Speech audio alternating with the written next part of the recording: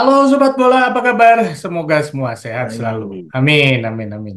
Jaga amin. kesehatan, karena sehat itu juga nggak murah. Brepung, kita mau bahas Betul. tentang timnas nih. Kelihatannya timnas sekarang sibuk banget nih kayaknya, mulai dari semua kelompok umur maupun yang senior nih. Bagaimana ceritanya Betul. nih, Bro? Iya, kan ini belakangan ya, mungkin dari mulai September nanti sampai dengan akhir tahun, bahkan sampai pertengahan tahun depan, itu agenda-agenda dari sepak bola Indonesia dari level-level usia Mhm, sampai ke senior itu memang penuh ya.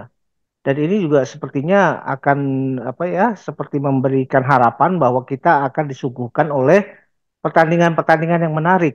hmm, Apalagi belakangan kita lihat bagaimana gaya permainan dari berbagai level usia itu kan sudah kelihatan ya bahwa mhm, timnas kita dengan mentalitas yang bagus, kemudian bermain juga lebih sabar, bermain lebih kolektif, itu kan menunjukkan hasil-hasil tidak cuma pada prestasi yang kelihatan misalkan mendapatkan trofi, tapi hmm, yang paling utama adalah bagaimana mereka bisa bermain dengan cara-cara yang lebih baik, hmm, cara-cara yang lebih organize, yang lebih terstruktur. Nah, ini sebetulnya yang kita dambakan dari dulu. hmm, Mungkin memang baru belakangan inilah hasilnya bisa kelihatan gitu, bro. hmm. Oke, kita lihat dulu deh dari kelompok umur yang 17 itu kira-kira Ya, pertandingan apa nih yang akan dihadapi timnas? ya kan pertandingan yang dekat ini adalah kualifikasi Piala Asia Mhm, untuk U17. Di dalam hal ini Coach Nova ya, yang mhm, caretaker dari U16, rasanya ketika dia juga kemudian melihat bahwa calon-calon lawan kita bukan calon-calon lawan yang mudah, tentu dia mhm, juga persiapan akan lebih baik dari apa yang sudah pernah dia lakukan. Karena sebetulnya target dia ketika bermain di AFF kemarin dan berhasil menjadi posisi ketiga itu bukanlah target utama. Target mhm, utama ada mereka adalah mereka tampil di Piala Asia sekaligus kalau bisa mengulang sejarah ketika U23 kita bisa masuk sampai semifinal. Nah, mhm, ini kan sebuah apa ya, ambisi yang sangat bagus ya. Dan ini terlihat bahwa kepercayaan diri dari coach maupun dari para pemain kita itu juga sudah kelihatan. Apalagi mhm, kemarin juga kan sempat ada gembar-gembor bagaimana salah satu pemain diaspora kita yang berasal dari Australia itu kan di ini ya dimasukkan sebagai line up Australia Under 17 gitu loh. mhm, mhm, Tapi setelah dikonfirmasi kepada orang yang bersangkutan kepada pemain tersebut juga menyatakan kesetiaannya untuk bermain di timnas U17 kita. mhm, Kemudian kita melangkah lagi ke U20. U20 kemarin kita lihat bagaimana hasilnya sebagai juara AFF. Coach Indra Safri juga sepertinya menunjukkan apa jati dirinya ya, menunjukkan bahwa ketika dia memegang apa tim dalam level usia, dia memang kelihatan sangat menonjol ya. mhm, Dia juga kan sudah beberapa kali menunjukkan hasil ketika bermain di AFF, terutama sekali di level usia. mhm, Nah, ketika dia tampil sebagai juara di AFF Under 19, ini juga kan memberikan apa ya gambaran bahwa secara global atau secara general tim-tim sepak bola Indonesia dari berbagai level juga sudah mulai menunjukkan dan pelatihnya pun juga tidak lagi berada di zona yang nyaman gitu loh. mhm, Karena pelatih ini akan selalu mendapatkan tantangan-tantangan mengingat pelatih yang pernah yang katakanlah ya dalam hal ini STY itu sudah memberikan semacam standar ya standar pencapaian. Jadi mhm, kalau pencapaian itu bisa disamai bahkan mungkin dilebihkan lebih dari apa yang bisa didapat oleh STY itu sangat mhm, bagus dan saya mhm, juga sangat berharap bahwa coach-coach seperti Nova, coach seperti Indra Safri itu bisa melampaui apa yang dilakukan oleh STY nanti gitu loh. mhm, Itu mhm. adalah harapan kita semua ya bahwa Ya, Bas. akan terjadi regenerasi dan kita juga sebaiknya memang tidak lagi melulu ketergantungan terhadap pelatih-pelatih asing. Walaupun pada Ya, saat ini kehadiran pelatih-pelatih asing seperti STY itu mhm, masih sangat-sangat dibutuhkan, bro. ya, ya. Nah, agenda yang terdekat di U20 ketika timnas kita akan bermain dalam sebuah event invitasi dari Korea Selatan. Kita akan bermain dengan Thailand, Korea Selatan dan Argentina. Mhm, Nah, saya juga melihat bahwa karena ini event dilakukan di Korea Selatan. Hmm. Korea Selatan juga sekarang sudah mulai melirik ya, melirik kekuatan Indonesia. Apalagi mereka boleh dibilang dicoreng lah secara historis. Bagaimana mereka yang secara simultan selama 40 tahun selalu tampil di Olimpiade, kali ini gagal gara-gara Indonesia, gitu loh. Hmm. Nah, Hmm. ini menjadi sebuah geger banget ya di Korea ya, Hmm. karena mereka baru kali inilah tidak tampil di Olimpiade. Nah, Hmm. melihat pada hal tersebut, Korea sendiri juga publik sepak bolanya maupun dari federasi sepak bolanya juga sudah menganggap bahwa level permainan sepak bola Indonesia ini sudah hampir-hampir mirip dengan mereka. Jadi Hmm. mereka tidak malu lagi mengundang Indonesia gitu loh. Hmm. Karena Indonesia dianggap levelnya hampir sama lah. Kemudian kita Hmm. juga tahu selama ini Thailand yang memegang hegemoni Asia Tenggara Hmm. itu masih tetap ya diundang. Hmm. Dan satu lagi adalah Argentina. Ini sebuah kekuatan yang sangat bagus ya, bahwa Argentina di tingkat senior baru saja jadi juara ini ya Copa America. Dan kita juga dari situ juga sepertinya melihat bahwa kualitas sepak bola Argentina itu belakangan kan juga menunjukkan grafik yang stabil ya dari segala Hmm. level usia. Hmm. Jadi kita punya harapan bahwa di event kali ini Indonesia akan bertemu dengan tim-tim yang sangat berkualitas. Hmm. Korea Selatan, Argentina, dan Thailand gitu loh bro. Tapi kan perlu juga untuk menunjukkan eh, prestasi ya, jangan cuma bisa melawannya aja, tapi terus kalah terus. Betul, Seperti betul. ditulung kemarin ya. Ya Ya jangan mudah-mudahan sampai tidak seperti terjadi itulah. lah sekarang.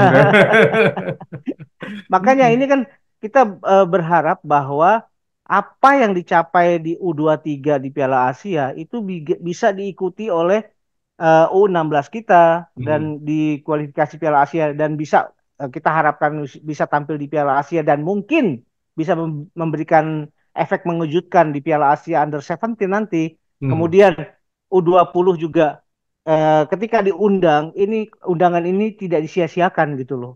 Iya. Indonesia harus menunjukkan bagaimana level permainan Indonesia yang sekarang gitu. Hmm. Kemudian ya untuk bagaimana kemudian ada kegegeran juga di AFF ya. Ketika Indonesia memutuskan untuk hanya menampilkan pemain-pemain di U23 yang non abroad dan non ini ya, non diaspora Hmm. untuk tampil di AFF U2 AFF Senior ya senior. nanti ya. Ya, AFF senior nanti. Nah, ini Hmm. juga kan sebetulnya ya gergetan juga nih tim-tim lain ya, seperti Hmm. Malaysia, Thailand maupun Vietnam yang ya tapi mereka juga harus memaklumi bahwa agenda dari AFF eh, itu kan berdekatan juga dengan agenda Indonesia tampil di fase ketiga Piala Asia yang Hmm. untuk memperebutkan tiket ke Piala Dunia. Saya Hmm. pikir tiket ke Piala Dunia ini lebih penting. Piala Asia kualifikasi fase ketiga ini lebih penting dari apapun. Hmm. Jadi kalau kita lihat bahwa bagaimana PSSI kelihatan sangat berambisi, Hmm. kemudian STY juga sangat berambisi untuk bisa paling tidak memberikan sesuatu yang baru nih buat Indonesia. Hmm. Syukur-syukur bisa tampil di Piala Dunia nanti. Hmm. Karena kuota Asia untuk Piala Dunia kali ini kan memang kuotanya lebih banyak ya Ya. ketimbang tahun-tahun sebelumnya. Jadi momentum ini harus dimanfaatkan. Dan saya lihat sekali bahwa ambisi-ambisi tersebut juga didukung bagaimana Coach STY maupun PSSI berusaha untuk menumbuhkan atau meningkatkan kualitas. Terlihat bagaimana Martin Paes kemungkinan bisa tampil di Piala Asia di kualifikasi nanti Hmm. fase ketiga. Kemudian STY juga kan tahu bahwa kelemahan timnas kita adalah pada saat penyelesaian akhir, di situ tidak ada striker-striker yang mumpuni katakanlah. Hmm. Hmm. Makanya dia dengan gerak cepat segera memanggil Kim Yo Hun, Hmm. Kim siapa Yon Kim Hun, Hmm. Yum Ki Hun ya. Nah, Yum Ki Hun ini adalah seorang striker di timnasnya Korea Selatan waktu itu. Hmm. Usianya masih sekitar 41 42. Hmm. Selama masa karirnya dia pernah mencetak gol sebanyak 103 gol. Hmm. Dan juga dia memberikan assist sebanyak 131 assist Hmm. yang bisa menghasilkan gol. Di sini kan kelihatan bahwa pelatih striker Yum Ki Hoon ini itu memang kita melihat sebagai seorang striker pada saat berjaya ya, Hmm. seorang striker yang begitu lengkap. Ketika dia diminta untuk bisa menciptakan gol, dia bisa lakukan itu. Hmm. Tapi ketika dia juga harus bermain secara kolektif, dia mampu Hmm. memberikan assist yang menjadi gol. Hmm. Dan ini kan sebuah gambaran bahwa striker yang lengkap seperti inilah yang dibutuhkan oleh skuadnya STY di kualifikasi fase ketiga nanti gitu, Bro. Hmm. Hmm. Hmm. Nah, ini kelihatannya fase ketiga bakalan seru ya, selain kepastian bahwa sudah ada kepastian bahwa Paes itu sudah bisa bermain untuk timnas Indonesia, artinya sudah tidak ada Ya, kendala dari transfer federasinya. Dan ya, artinya kan kekuatan timnas Indonesia lebih baik kan, artinya sehingga membuat peluang Indonesia untuk maju ke Piala Dunia sebenarnya lebih besar. Tapi betul. apakah itu cukup? Kayaknya enggak ya, harus ada naturalisasi lainnya. Dan konon juga sekarang STY sedang bergerak nih ke liga-liga, ke Liga 1 ya, ke klub-klub Liga 1 untuk memantau pemain-pemain lokal. Iya, Seperti apa? yang saya lihat juga begitu. Bagaimana apa kedatangan Yom Ki Hoon ini tidak lama setelah kedatangannya dia langsung hadir di Liga 1 ya. Dia Hmm. memantau pemain-pemain lokal kita, pemain-pemain yang ada terlibat di Liga 1. Hmm. Apakah ada talenta-talenta yang mungkin bisa dimunculkan gitu loh Hmm. dari liga domestik kita. Dan kita harapkan sebetulnya saya juga sangat berharap bahwa akan muncul lagi gitu loh. Talenta-talenta yang punya kemampuan dan punya intuisi sebagai seorang striker. Jadi bisa saja bahwa apa yang tadinya tidak terpantau dengan baik, tapi dengan kehadiran Yum Ki Hoon yang memang spesialis seorang striker, dia bisa menemukan talenta yang baru gitu loh. Nah, Hmm. selain itu juga kita kan berharap bahwa kedatangan Yum Ki Hoon itu juga bisa memperbaiki kualitas dari striker-striker kita yang ada. Hmm. Karena striker-striker kita yang ada semacam Dimas Derajat, kemudian Sananta yang memang posisinya sebagai striker murni, itu bisa dimanfaatkan dengan baik, Hmm. diefisienkan, Hmm. dimatangkan gitu loh. Hmm. Biar kualitas yang sebetulnya mereka punya itu muncul dengan kehadiran Yum Ki Hoon tadi. Hmm. Jadi dengan harapan bahwa kalau kita melihat bagaimana Dimas Derajat maupun Sananta, ini kan mereka termasuk pemain-pemain yang masih dalam usia produktif. Hmm. Jadi tidak tidak ini ya, bukan halangan ya kalau dari aspek usia, dari aspek fisik dan segala macam, ini masih memungkinkan bahwa pemain-pemain tersebut juga bisa dimatangkan. Kita lihat kan kebutuhan striker saat ini adalah striker yang punya kekuatan, kemudian postur yang juga ini ya ideal di atas 180 itu ada di Sananta, ada di Hmm. Dimas Derajat gitu loh. Hmm. Jadi ini sebetulnya yang harus dimatangkan. Bahkan bukan tidak mungkin kehadiran Jens Raven ketika di U19 ini apabila dia dianggap memenuhi syarat dan punya mentalitas yang bisa dipertanggungjawabkan, Hmm. STY bukan tidak mungkin juga akan memakai itu gitu loh. Hmm. Ya, tapi kemarin sudah ini ya, sudah diklarifikasi oleh Coach Indra dan juga Coach STY bahwa Ejen Raven masih akan eh, Matangkan ya. dimatangkan di timnas junior ya di U19, U20. Harusnya begitu, Bro. Iya, Saya setuju itu, Bro. iya, iya. Nah, tapi ini pertanyaan yang menarik adalah ketika nanti STY akan berlaga di ini kan artinya STY akan megang dua ya, yang satu untuk Kemungkinan senior iya. di babak ketiga kualifikasi dan juga yang di AFF nanti ya, U22-nya Betul. akan di bawah STY, bukannya begitu ya, Bro? Kemungkinan sih seperti itu dari berita-berita yang dan informasi yang saya terima sih seperti itu. Rasanya STY yang akan juga memimpin Indonesia di Piala AFF Senior. Hmm. Walaupun kemungkinan yang akan dipakai adalah pemain-pemain yang itu tadi ya, non diaspora. Hmm. Kemudian non abroad. Jadi Hmm. pemain-pemain yang memang kemungkinan besar adalah pemain-pemain yang lahir dari liga domestik gitu Hmm. loh. Terkecuali ada pengecuali ada ini ya, ada hal-hal yang Istimewa berbeda lah lah ya kira-kira nantinya. ya. Nah, Hmm. nah, kita juga kan melihat bahwa STY Hmm. selama dia memegang pemain-pemain kita, Hmm. itu kan banyak pemain-pemain muda Indonesia yang pernah di bawah asuhannya STY Hmm. gitu loh. Jadi Hmm. bukan tidak mungkin ada pemain-pemain seperti Ferrari, Beckham Putra, Hmm. kemudian Irfan Jauhari mungkin juga dimanfaatkan untuk Hmm. laga ini gitu loh. Ya, ya, ya. Atau kalau mungkin memungkinkan ya mungkin Sananta juga bisa dipanggil. Nah, ini kan mereka rata-rata masih di usia under 23 gitu loh. Ya, ya. Jadi proses pematangan dari pemain-pemain ini bisa berjalan secara terus-menerus gitu. Hmm. Jadi memang ada baiknya bahwa proses pematangan dari pemain-pemain ini itu dilakukan seiring dengan event-event yang berjalan gitu. Hmm. Jadi mereka sudah matang dan sudah punya atmosfer, punya mentalitas untuk bermain di event-event internasional gitu. Nah, ini artinya tantangan lagi nih buat STY ya, di mana kan selama ini yang sering dipersoalkan adalah STY belum pernah menghasilkan trofi, termasuk trofi Ya, AFF. Nah, sementara ya. nanti di senior dia akan memimpin timnas Indonesia, tapi pemain-pemainnya bukan pemain-pemain yang unggulan yang sudah dia siapkan gitu. Dan artinya dia harus menyiapkan pemain baru lagi, atau mungkin beberapa sudah Betul. biasa dia mainkan, tapi kan tantangannya kalau dia harus menjadi juara gitu kan ini artinya kayak mulai dari nol lagi gitu bro.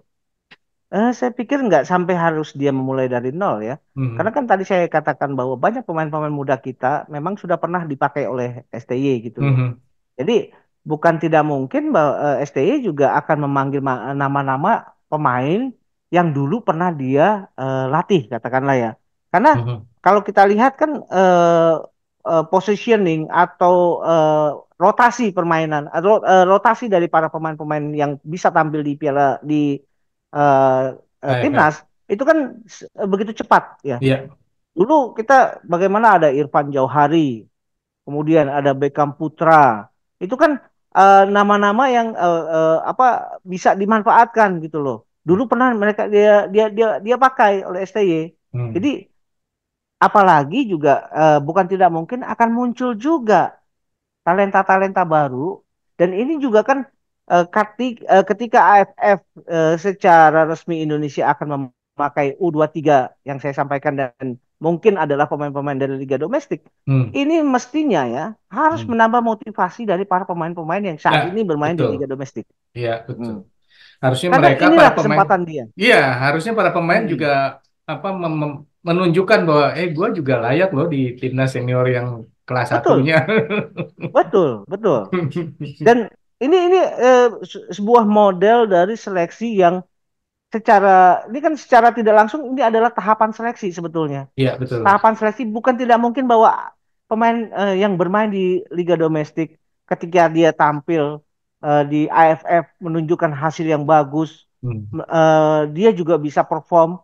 Ini pemain bisa diangkut di ini kualifikasi fase ketiga nanti gitu loh. Hmm. Hmm. Ini bukan hal yang tabu dan bukan hal yang tidak mungkin gitu saya pikir. Iya, iya. Nah, satu pertanyaan lagi nih yang sering diungkapkan itu mengenai Elkan Bagot ya. Ketika Mm, kemarin pun STI ditanya mau memanggil Elkan Bagot atau enggak, terus STI udah menjawab enggak gitu kan. Nah, mm, kebanyakan ada yang mengusulkan supaya STY ya calm down lah, apa turunkan egonya, panggillah mm. Elkan gitu. Tapi kalau saya lihat bahwa yang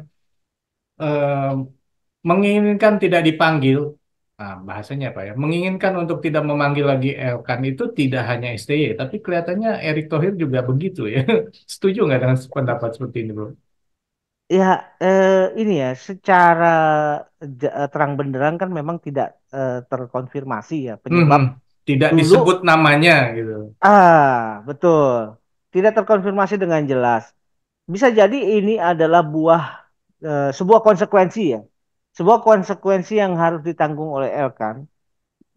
melihat pada kondisi ketika Indonesia butuh dia dan dia saat itu lebih memutuskan untuk liburan gitu loh. Hmm. Ini kan bisa jadi ini menjadi semacam ganjalan pada akhirnya buat Elkan Hmm. untuk bisa tampil lagi di timnas kita. Hmm. Mengingat juga timnas kita saat ini dari kalau kita melihat posisinya Elkan pun juga sebetulnya bukan tidak ada orang-orang yang bagus gitu loh. Hmm. Masih ada pemain-pemain bagus yang bisa katakanlah sebagai penggantinya Elkan. Di situ ada Justin Hapner, di situ ada Rizky Ridho gitu loh. Hmm. Jadi makanya ini juga kan menjadi semacam warning ya buat Ya. para pemain kita. Hmm. Pemain kita entah itu pemain diaspora, entah pemain abroad. Ya, kalau kita dipanggil untuk tugas negara katakanlah ya, Hmm. ini adalah sebuah kehormatan saya pikir. Ya, betul. Heeh. Dan Yang apalagi STY kan sebetulnya juga punya track record dia tidak mau berkompromi dengan pemain yang ogah-ogahan itu. tapi kalimat yang serupa itu juga diucapkan Ya. oleh Erick Thohir loh. Iya kan? Hmm. Dia bilang, Ya, ya kalau misalnya tidak merasa bangga, kita cari aja yang lain, gitu kan? Kata-katanya itu. itu kan sepertinya sebuah afirmasi ya Hmm. Hmm. Hmm. bahwa memang kejadian itulah yang menjadi pangkal ya, pangkal kejadian itulah yang menjadi penyebab Hmm. kenapa Elkan kemudian seperti tersingkirkan, Iya, iya. gitu bro. Walaupun bagus gitu ya, tetapi Ya, dia tidak menunjukkan kebanggaannya sebagai bagian dari timnas Indonesia. Kira-kira seperti itu ya. betul. Nah, bro, eh, satu lagi nih untuk pertanyaan terakhir, kira-kira bagaimana peluang Indonesia di semua kelas ini ya, di semua Ya, kelompok, kelompok junior maupun juga di senior di laga ya. nanti, misalnya termasuk ya di Piala Asia yang untuk U17, yang Oke, U20 di Korea Selatan dan juga di AFF yang senior dan juga di babak ketiga. betul. Kalau saya lihat kita breakdown ya dari U17 ya. Hmm. Coach Nova itu kan memang targetnya adalah meloloskan Indonesia tampil di Piala Asia nanti ya, Mhm, mhm, mhm, U17. mhm, Saya sih punya keyakinan yang cukup besar bahwa Coach Nova bisa meloloskan timnas kita tampil di Piala Asia nanti yang mhm, U17 gitu loh. mhm, Kemudian yang U20 tampil di event di Korea Selatan. mhm, Kalau kita melihat lawan-lawannya Korea Selatan, Thailand dan Argentina, mhm, apalagi Korea Selatan bermain sebagai tuan rumah, mhm. rasanya kemungkinan yang bisa kita atasi cuma Thailand. timnas Thailand. Nah, kalau untuk bisa katakanlah mengambil angka penuh dari Korea, apalagi melawan Argentina, rasanya sulit ya. Hmm, Hasil paling maksimal untuk melawan Korea itu adalah seri. Sementara hmm, lawan Thailand kita harapkan bahwa kita masih punya kekuatan ya, lebih ya. Kita bisa mengatasi Thailand, mengambil seri dengan Korea. Ya dengan Argentina kita lihat nanti seperti apa gitu. Sementara kalau kita lihat di U23 mhm, dengan apa tampil Indonesia di pemain-pemain U23, saya sih masih punya keyakinan minimal minimal aja hmm. Indonesia tuh bisa mencapai fase semifinal Ya, dan oke. bukan tidak mungkin menjadi juara Hmm, gitu loh. hmm, Karena biar bagaimanapun apa atmosfer sepak bola kita, momentum sepak bola kita itu lagi meninggi hmm, mentalitasnya. Jadi hmm, siapapun pemain yang dibawa oleh STY selama dia memakai label timnas, dia punya apa ya, punya mentalitas yang berbeda. Saya yakin hmm, sekali. hmm, Apalagi di situ ada tambahan eh, ini ya, Yem Ki Hun ya hmm. sebagai pelatih striker. Mudah-mudahan dari event AFF kali ini kita bisa menemukan striker yang bagus gitu loh. Nah, ya, ya. Nah, kalau untuk yang apa senior, kita memang ada di grup yang sangat sulit. Kita harus ketemu Jepang, kita ketemu Australia. Tapi kalau menurut saya ya, kalau Australia mungkin kita masih 50-50 nih. Ya, Saya masih ya. punya keyakinan kita masih bisa mengimbangi Australia. Hmm, Apalagi ada penambahan seorang Martin Paes ya. Dengan hmm, rasa hormat, dengan segala respect, saya bukan ini ya underestimate terhadap Hernando Ari. hmm, Hernando Ari saya masih menganggap sebagai talenta kiper terbaik Indonesia saat ini. Tapi hmm, memang yang dibutuhkan ketika melawan Australia, atau pemain-pemain dari Asia Barat yang punya tinggi postur tubuh yang lebih bagus, rata-rata strikernya di atas 185. Memang dibutuhkan seorang kiper yang juga punya postur bagus dan ini Hmm, ada di Martin Paes. Martin hmm, Paes juga pemain yang penuh pengalaman gitu loh. hmm, hmm, Dia bermain melawan Lionel Messi dia pernah hadapi gitu hmm, di hmm, hmm, MLS gitu loh.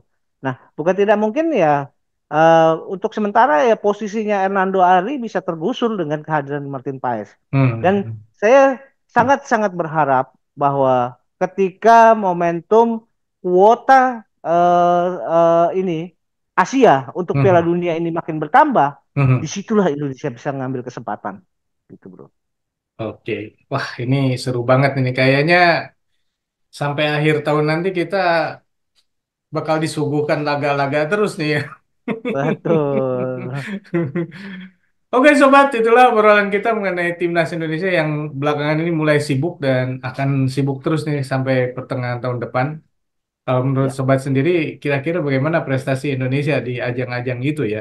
Terutama yang akan menarik perhatian adalah di AFF nanti di mana Indonesia turun dengan U22. Akankah Indonesia berhasil menjadi juara di situ? Dan akankah Sintayong mendapatkan trofi pertamanya? Silakan tulis di kolom komentar. Sekian dulu obrolan kita lanjut di obrolan lain. Sampai jumpa. Bye. thank you, bro.